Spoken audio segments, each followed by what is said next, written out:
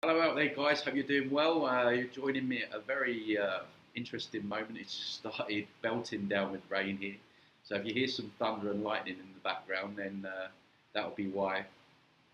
Been trying to shoot this video for the last half an hour. There's been all kinds of interruptions as normal, cleaners showing up and what have you. It doesn't surprise me given the subject matter that I'm going to get into. But before I do, guys, if you're new, please consider liking, subscribing, commenting below. All that stuff helps me out immensely, as you know. Without further ado, let's get into it. So I want to speak today about entities. I've obviously covered this subject a lot on my channel. I haven't spoke about it specifically for a while, so I wanted to make a specific video for the new people that are subscribing to my channel. I have new people all the time. I'm really looking to help people understand, how they work and what they are and all that kind of stuff, really. So I think it's good to start with what are entities? That's a good question. Now, the way I see this reality is that we're kind of stuck in like a computer game. And this computer game has got a virus. It's been, I believe, overlaid. And it's turned into a little bit of an evil game. And I don't think it was always supposed to be like that. But like I say, there's this virus, and there's authors like Carlos Castaneda talks about the Watico and all that kind of stuff. So he kind of touches on the subjects, but I really want to go deep onto this topic. So imagine we're in this kind of like computer game, this what I call gangster version of Sims. And within this kind of distortion or virus resides these entities that are just outside of our visible sight. As humans, we're basically blind as to what else is out there. We can see like I don't know what the exact amount is, but like 0.2% of the visible spectrum. And so we have a lot of stuff going on around us that we can't see and can't perceive because we're kept into the main senses, sight, hearing, feeling, smell, and so most people think that this is all there is, everything that they can see with their physical eyes, this is all there is. But in the next dimension to us is the fourth dimension, and this is where these entities reside. And basically, these entities are what I would describe as like computer programs. I don't believe them to be source connected. And yeah, so there is a whole plethora of different entity races. And there are entity races within entity races. So you have different variations of dragon entities. You have different variations of serpent entities. You have winged serpent, you have the four-headed snake, you have different versions of demonic entities, you have demiurge, you have the alien beings, so you have like the Pleiadians and the Arcturians and the Andromedans, which are all heavily promoted within the New Age circles, of course. And then you have, which I would actually describe as a false white light being, because a lot of people look to aliens as some kind of guide or something like that. And then you have the other false white light beings, the angels and Archangel Michael and the ascended masters. These are all also entities. Then you have the Hindu gods and the Egyptian god and all these people doing goddess rituals, and I've spoken a lot about my channel about yoga. People giving their energy to these entities, these deities, and all these gods. And I spoke recently about what I think the real God here is, this kind of AI system.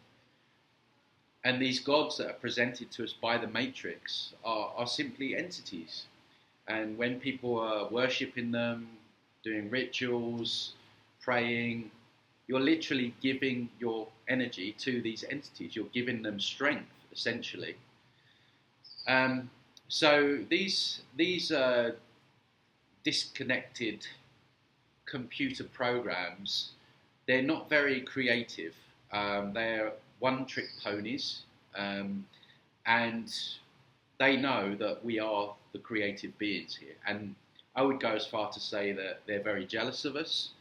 I definitely know that they're incredibly scared of us. I can tell you that because of one day I'll write a book about this, but the level of interference that people go through when even thinking about having a session or booking the session, the internet goes down, or we can't connect and things like that, because these entities, well, they don't want to be discovered, and they certainly don't want to be removed from their host, right?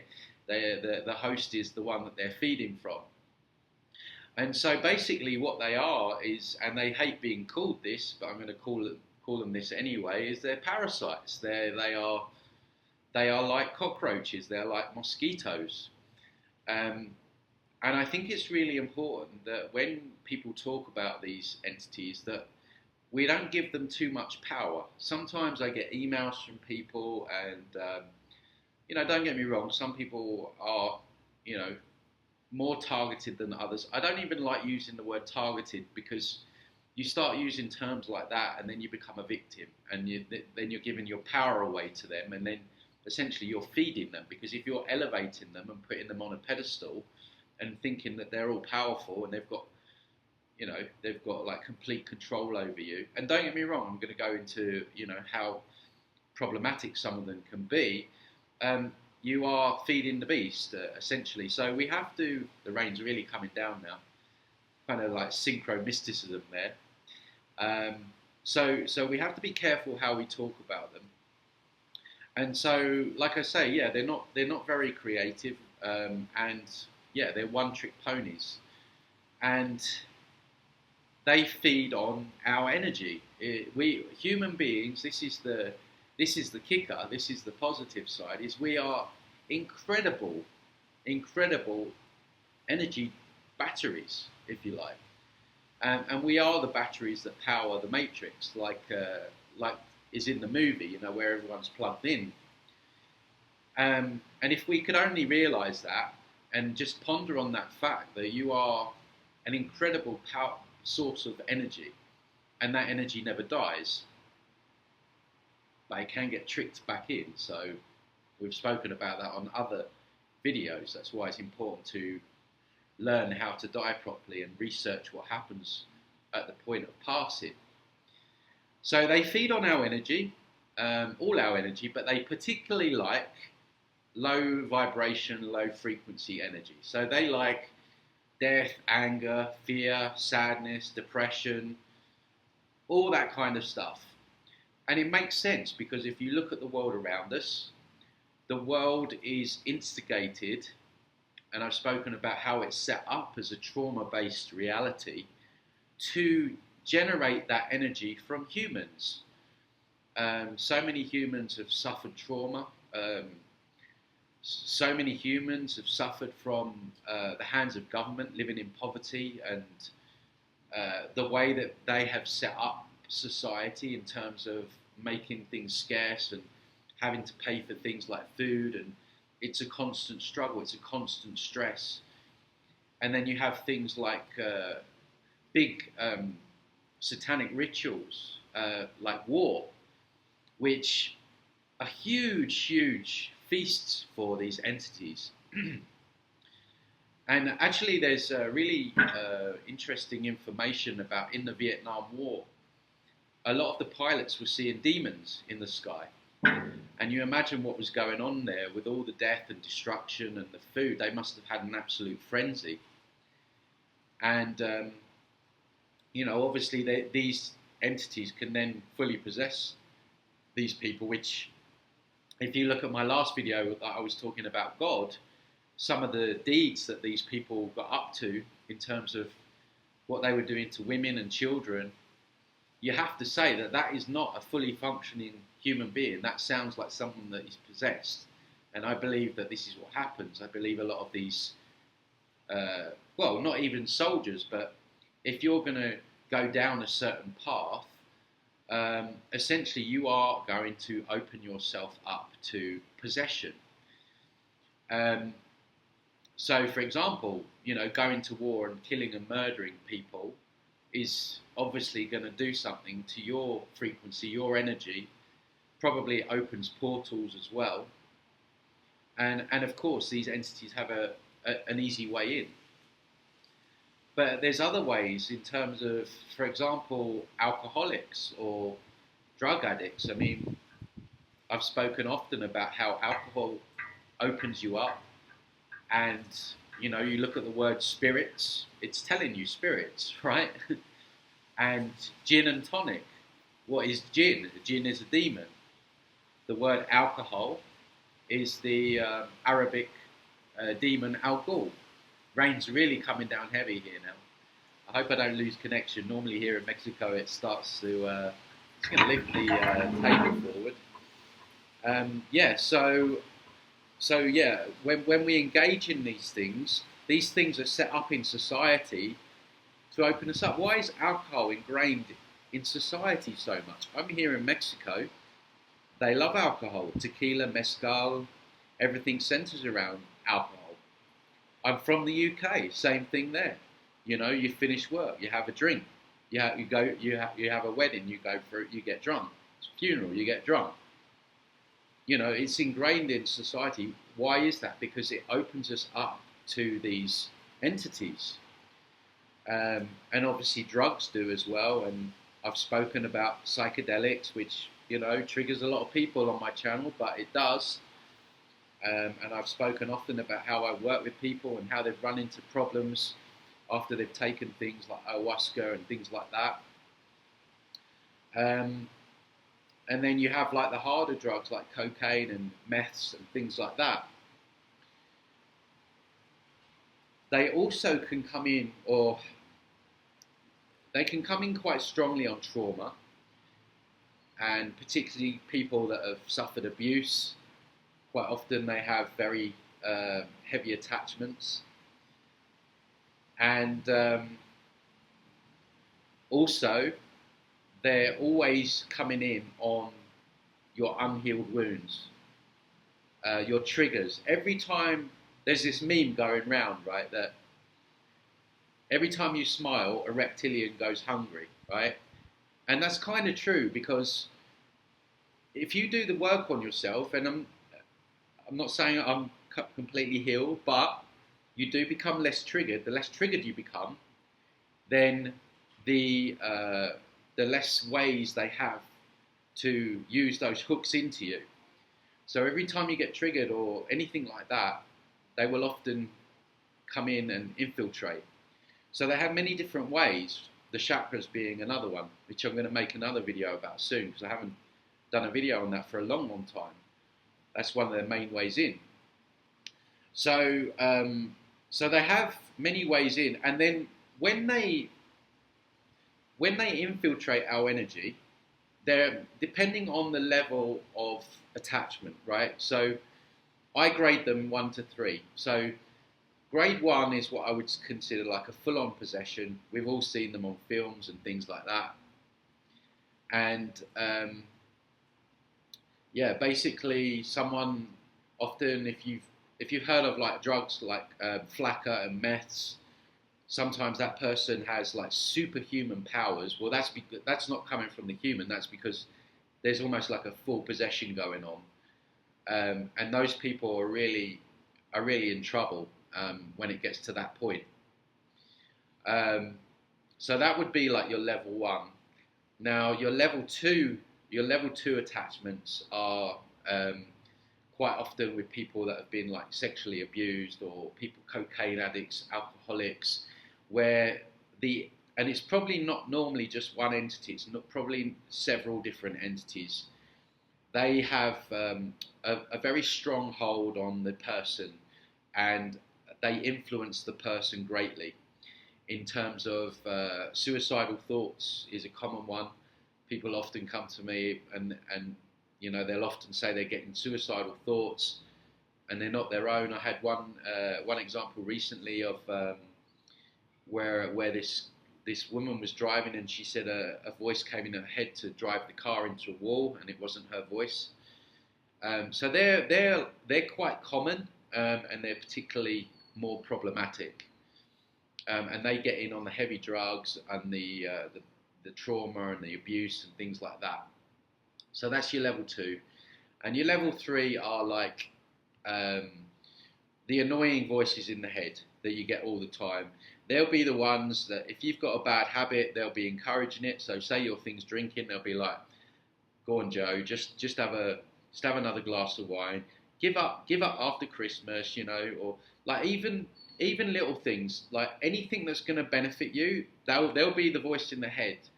Like, just say you want to go for a walk on the beach or in nature, right? Because that's not good for them, because that, you know, that raises your frequency, and you know, it puts you in alignment with the electromagnetic frequency of the planet. And so they'll be like, "Look, Joe, it's gonna rain. Don't bother going out today," or "It's too late," or you know, anything that's not going to benefit them. Just say you have an idea, like you want to start a business, and that business is going to really help people. They'll be like, "You know, you might fail, like people aren't going to like it, you're going to, like, what if you run out of money?" Like, there'll be the voices in the head giving you doubts, right? So what people realize is a lot of the voices that we have in the head aren't actually ours. And so yeah, that's your level 3. And of course, it goes way much deeper as well, whereby they will particularly target someone in the astral that is on a certain path. I've experienced that myself, and many people that I work with have experienced it. They use our big weakness, love, because let's face it, we all want love, we all want to be loved, and especially with the way the world is, it's kind of lonely out there as well at times. So everyone's looking for that. They know that, and they're extremely cruel in the fact that, and if you look into the interviews that I've done with Eve Lorgan, is that they will set up relationships in the astral, and those people will appear as everything you could have dreamed of,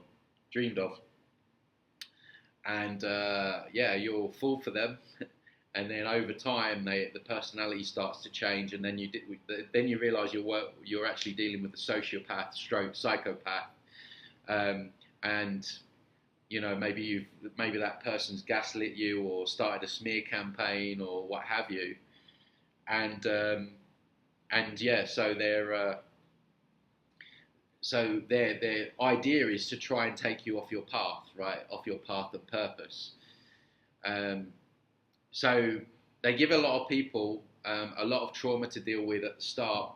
So most people, or not most people, but a lot of people spend their time either spending a long time trying to heal themselves, or some people don't even make it. You know, some people turn to drugs or alcohol or even suicide. So it's a very nefarious thing that they're doing, but it's really important that we sort of understand the ways in which they can attach and how they will leverage things to their advantage. Yeah, I think when a lot of people are doing really evil things or bad things, particularly when you look at like murderers and stuff like that, I honestly believe them to be basically a vessel with an entity within them.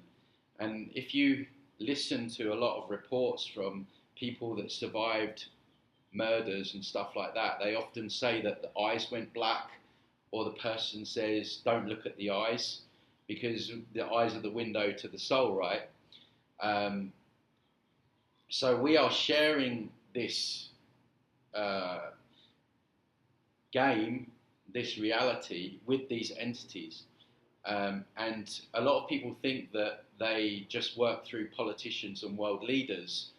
And I think that's a big misconception within the sort of alternative media, in the fact that most people have entity attachments to some degree or another. Just some people have more severe ones than others. And so, yeah, this is where it really is at. I mean, people talk about all the corruption in politics and all that kind of stuff. That's really skimming the surface. If you really want to know why there's so much evil in the world and where it's coming from, this is why. Because we are surrounded with people not everyone's, you know, going to be a murderer and stuff like that. But my point is that this reality is being shared with these entities. And of course, they're master deceivers as well, as I've spoken so much about the false light beings, the false light entities that masquerade themselves. And so these are really prominent in the New Age, as you'll know from my videos, the ones that I mentioned before. So those ones really fly under the radar. I hope that gives you a bit of a background as to how these parasites work. If you feel you would like my help helping clearing this stuff, or you would like to learn how to clear this stuff yourself, I have everything on my website, as well as the course that I'm offering, which is transcendingtimes.org. I'll put the link below. But guys, other than that, have a great weekend, and I will see you again very soon. Take care.